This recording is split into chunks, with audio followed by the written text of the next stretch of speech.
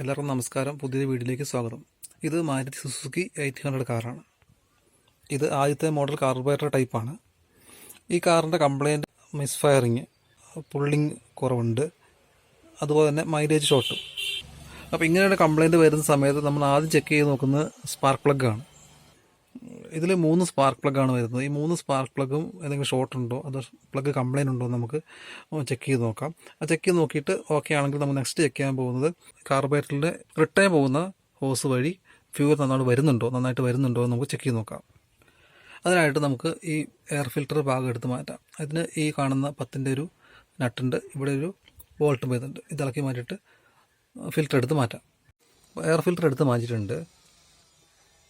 ഇതാണ് കാർബറേറ്ററിലേക്ക് പെട്രോൾ വരുന്ന ലൈൻ. ഇത് റിട്ടേൺ ലൈനുമാണ്. ഈ റിട്ടേൺ ലൈൻ അഴിച്ചിട്ട് നമുക്ക് പെട്രോൾ നല്ല രീതിയിൽ വരുന്നുണ്ടോ എന്ന് ചെക്ക് ചെയ്ത് നോക്കാം. കാർ സ്റ്റാർട്ടിങ് അയക്കുന്ന സമയത്ത് ഈ ലൈൻ വഴി നല്ല രീതിയിൽ പെട്രോൾ വരണം. ഹോസിൽ നിന്നൊക്കെ വെള്ളം വരുന്നത് പോലെ നല്ല ഫോഴ്സിൽ ഫ്യൂല് വരും. അത് ചെക്ക് ചെയ്യണം. ഇങ്ങനെ ലൈൻ വരുന്നില്ലെങ്കിൽ നമുക്ക് ഇവിടെ ബ്ലോക്ക് ഉണ്ടെന്ന് നമുക്ക് മനസ്സിലാക്കാം.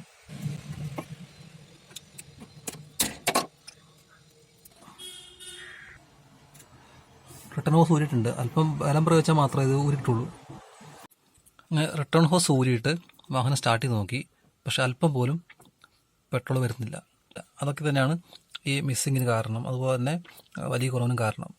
അതുപോലെ നല്ല രീതിയിലുള്ള മൈലേജ് ഷോട്ടും ഈ വഴി വരാം. കാരണം ഈ വരുന്ന പെട്രോൾ ഫുള്ള് ഇവിടെ ബ്ലോക്കായി നിൽക്കുകയാണ്. അപ്പോൾ ഇങ്ങനെ സംഭവിക്കാനുള്ള കാരണം എന്താണെന്ന് നോക്കാം.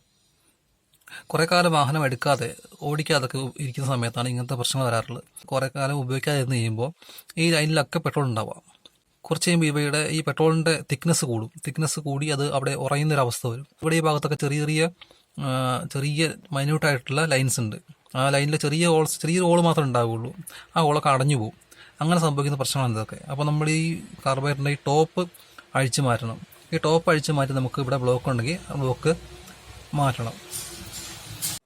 അതുപോലെ ശരിയായ രീതിയിൽ ഫിൽറ്റർ ചെയ്യാത്ത പെട്രോൾ കാർബറേറ്ററിലേക്ക് എത്തിയാലും ഈ പ്രശ്നങ്ങൾ ഉണ്ടാവാം. അപ്പോൾ ഏതായാലും നമുക്ക് ഈ ടോപ്പ് അഴിച്ചു മാറ്റാം. അതിന് വേണ്ടിയിട്ട് നമുക്ക് ഇവിടെ ഈ കാണുന്ന സ്ക്രൂകൾ അഴിച്ചു മാറ്റണം. ഇതിനുള്ളിൽ ഒന്ന് വരുന്നുണ്ട്. നല്ല സ്ക്രൂ ഡ്രൈവർ ഉപയോഗിച്ചിട്ട് അത് റിമൂവ് ചെയ്യണം. ചോക്ക് കേബിളുണ്ട്, ആക്സിലറേറ്റർ കേബിളുണ്ട്, അതുപോലെ തന്നെ പവർ വരുന്ന ഒരു കണക്ഷൻ ഉണ്ട്. അതുപോലെ തന്നെ ഫ്യൂവൽ ലൈൻ അഴിച്ചു മാറ്റണം.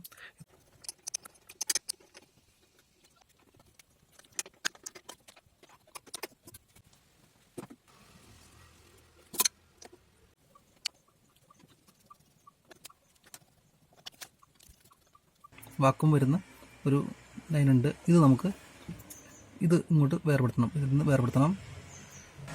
പിന്നീട് ഈ സ്പ്രിങ് വേർപെടുത്തണം. ഇത് കൂടി ഇവിടെ വേർപെടുത്തേണ്ട ആവശ്യമുണ്ട്. എന്നാലേ നമുക്കിത് ഈ ടോപ്പ് നമുക്ക് ഊരിയെടുക്കാൻ പറ്റുകയുള്ളൂ.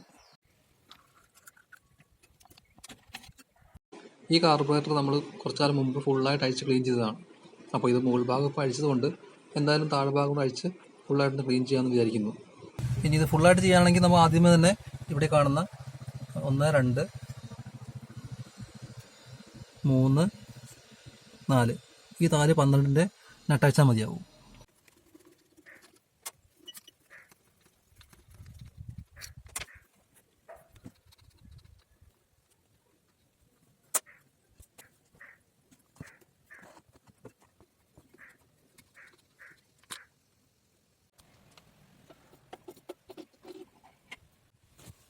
ഈ കാർബറേറ്റർ അഴിച്ച് ഈ ഭാഗത്ത് എന്തെങ്കിലും ക്ലോത്ത് ഉപയോഗിച്ച് നമുക്ക് അടച്ചു വെക്കണം.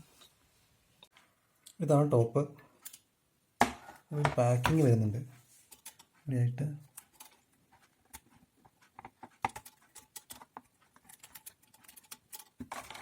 ഇതാണ് ഇതിൻ്റെ ഫ്ലോട്ട്.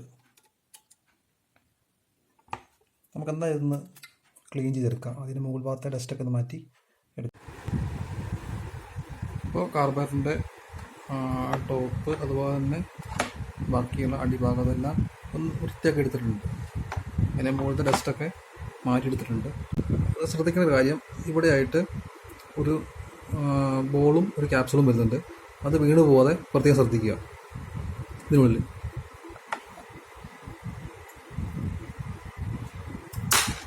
നഷ്ടപ്പെട്ടു പോകാതെ എടുത്ത് മാറ്റിയെടുക്കുക.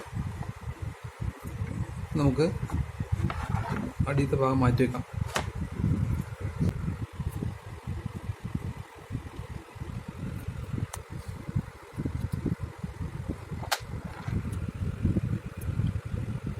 ഇതൊക്കെയാണ് വരുന്നത്.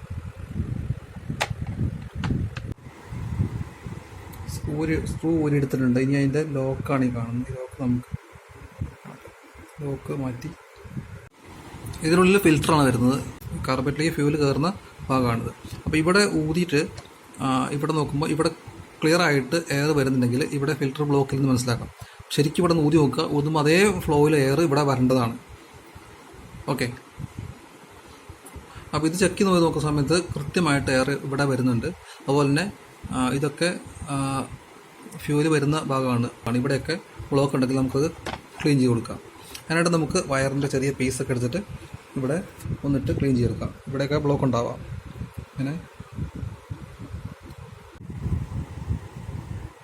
ഇനി റിട്ടേൺ വരുന്ന ഭാഗമാണത്. ഈ ഭാഗം കൂടെ നമുക്കൊന്ന് അഴിച്ച് നോക്കണം. ഈ ഭാഗത്തൊരു സ്പ്രിങ്ങും ഡയഫ്രമൊക്കെ വരുന്നുണ്ട്. അത് നമുക്ക് നോക്കാം. ഈ 4 സ്ക്രൂ അഴിച്ച് മാറ്റണം.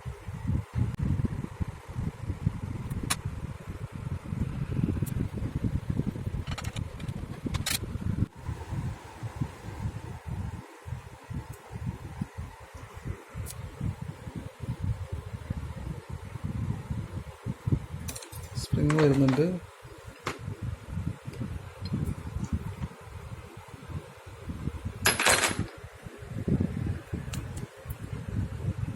ഇതിനോട് ചേർന്നൊരു ഡയഫ്രം കൂടി വരുന്നുണ്ട്. ഇതാണ് ഡയഫ്രം. ഈ ഡയഫ്രം ഹാർഡായിട്ടുണ്ടാവും. അങ്ങനെയാണെങ്കിൽ ചെറിയ ക്രാക്ക് ഉണ്ടെങ്കിൽ അത് ചേഞ്ച് ചെയ്യുക. പഴയ പാക്കിംഗ് എടുത്ത് മാറ്റിയതിന് ശേഷം നല്ല വയറിൻ്റെ കഷ്ണം കൊണ്ടൊക്കെ അതിന് ഉൾഭാഗത്തെ ഓരോ ഹോൾസും ലൈൻസൊക്കെ വൃത്തിയായിട്ട് ക്ലീൻ ചെയ്യുക. ഇവിടെ ഇതിൻ്റെ പാക്കിങ് മാറുന്ന സമയത്ത് ഇതിൻ്റെ സൈഡ് മാറിപ്പോയിരിക്കാൻ വേണ്ടി ഒരു കട്ടിങ് ഉണ്ട്. ഇവിടെ ഈ സൈഡിൽ കട്ടിങ് ഉണ്ട്. ഈ കട്ടിങ് സെയിമാക്കി ഇടുക. ഇങ്ങനെയാണ് വരിക.